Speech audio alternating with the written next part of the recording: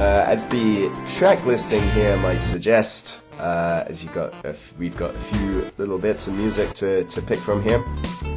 This is kind of a rhythm game, and as the name suggests, it's kind of a word-based puzzle game as well.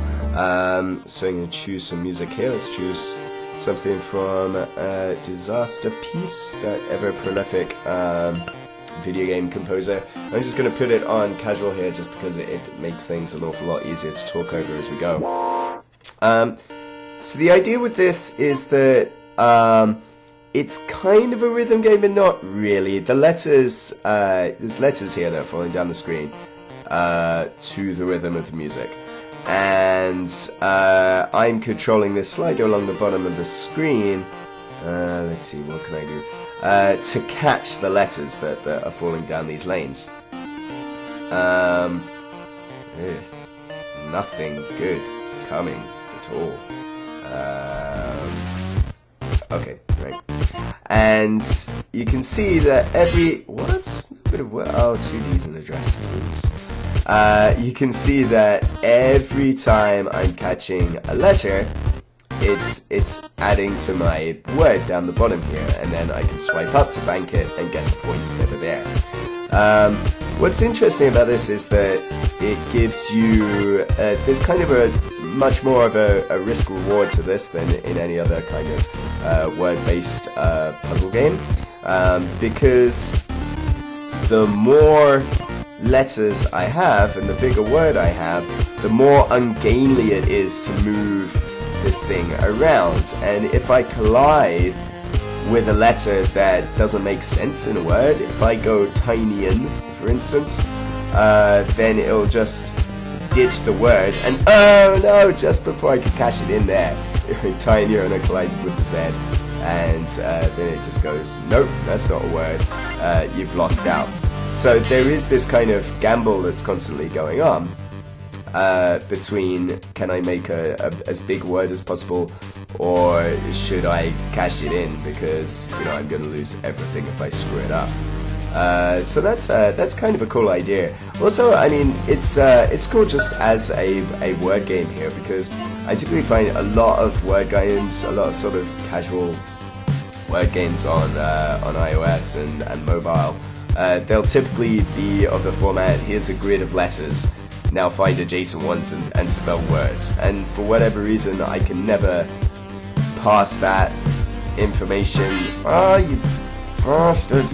I can never pass that information fast enough to really do well, and it always just makes me feel frankly stupid. Because, I just, I can never sort of see a word leap out at me. Whereas here, that was a terrible performance. Let's try that again. Whereas here, because you're constantly building a word, you're starting with one letter and then you're going from the next bunch of options, like what goes well with this, then it kind of it works an awful lot better, and I think it allows you to be, in a weird way, by restricting the options that are open to you, I think it kind of allows you to be a lot more creative with the words that you're making. Like that. Well, at least I would have done better than that last terrible performance. You get a few power-ups that are single-use things that you can do once per round.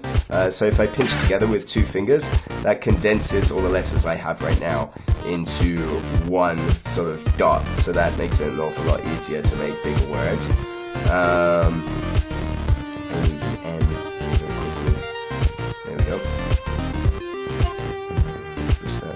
Here. You get the typical sort of puzzle game dilemma of, oh god, I really need this letter right now and it's not giving it to me, there. I can also swipe down with two fingers. That didn't score particularly well, and that will give me that will bank the word that I'm doing right now and give you double points for that word. Dyad. And finally there's a bomb which sort of clears the screen. That's a word. Dyadic. Come on, see, before the A gets to. Yeah! Brilliant. Swoosh, I think that's saved. Otherwise, bog standard performance.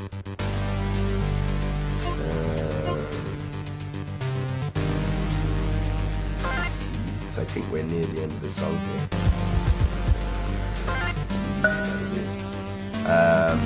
So yeah, it becomes kind of a strategy of, oh, we're getting nearish the end of this bit of music, I might as well just make as many words as I can.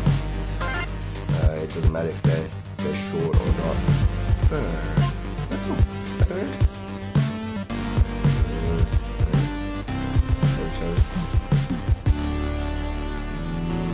Up. Go. Up. Okay. Great. So yeah, I feel it takes a little bit of getting used to. When I first started playing the game, I kind of felt that it felt very cramped and confined, working within the space that it gives you, but that's kind of the point of the game. What is a bit of a disappointment is that it's not really much of a rhythm game. I think rhythm games, typically you want to feel that you're playing with the music, or that you're dancing through it. And really, the kind of beats per minute determines the difficulty of the game. If we go to yeah, I'm going to play this on Tricky, which is much like the casual mode, but you get the full array of beats. And so here it becomes an awful lot more hard. An awful lot harder. This game without words. Yeah, so an awful lot easier to screw up your words right away. Yeah, so I mean, the music determines the difficulty, but beyond that, it doesn't really factor into gameplay. You could almost be playing this on silent and it wouldn't make that much of a difference. You have no sense of If you have no sense of rhythm, then you're not screwed in any way. Right, we have a little bit of a jump there because I should really learn to turn notifications off before starting recording this. I just got an email in the middle of recording this. Oh no, now I'm completely thrown off. Yeah, I can't remember what I was saying. Yeah, I mean, they're just, you could technically just be playing this with the sound off.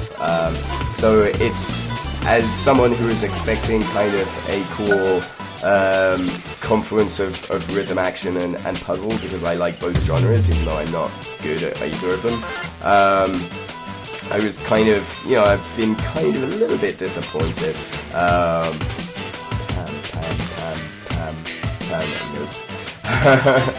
A little bit disappointed at it from a music perspective, just because, I thought there would be an awful lot more going on there. But I think conversely, I've been really impressed with it from a puzzle game perspective. It's a really kind of interesting take on the word puzzle game that's just sort of casual standby. But it's cool to have this alternate approach to it. Cadence, use that together. We'll see. Yes, this will be brilliant if it works.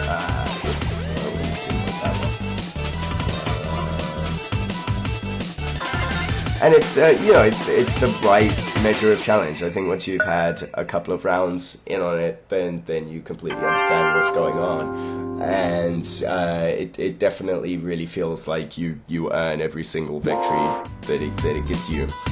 There's one other mode which is Spellfire, and Spellfire is pretty damn difficult. It's the same as the tricky mode, except it only gives you 3 chances. So if I make 2 more of those nonsense words there, then it's just gonna boot me from the game here. Obviously there has to be a word that works there, but nothing that I can think of. And now I've just started with an X, great. Xylophone. Let's see how well we can do here. I've already seen it held up right. Squish those. Wish me luck, viewers. Might be able to do this.